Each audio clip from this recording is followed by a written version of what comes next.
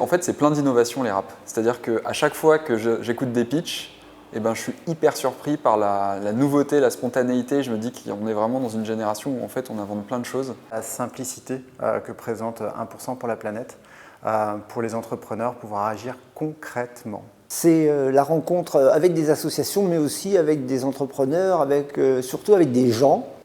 C'est intéressant, je vois beaucoup d'intervenants qui arrivent nerveux, un peu tremblants, et je me dis que le monde est à l'envers parce que c'est au contraire, c'est eux qui font tout le boulot. C'est des échanges, de l'énergie, du temps. Il y a beaucoup de bénévoles avec peu de moyens, des gens qui sont très convaincus et qui donnent beaucoup de leur propre personne et qui donnent beaucoup d'énergie, beaucoup de leur temps.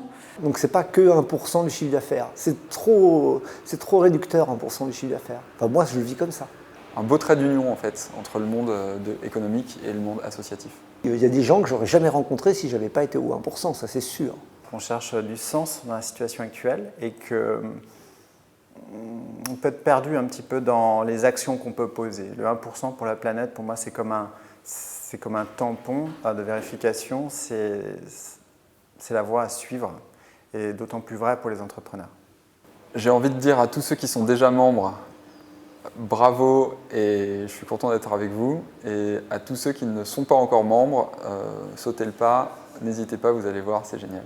Je pense que même si on est une entreprise verte et qui fait du bien à la planète, on a toujours un impact et que 1% de notre chiffre d'affaires, qu'on soit petit ou grand, c'est pas beaucoup. Et la planète, elle mérite de recevoir ce 1% pour aller mieux. Ça me gonfle d'espoir en fait.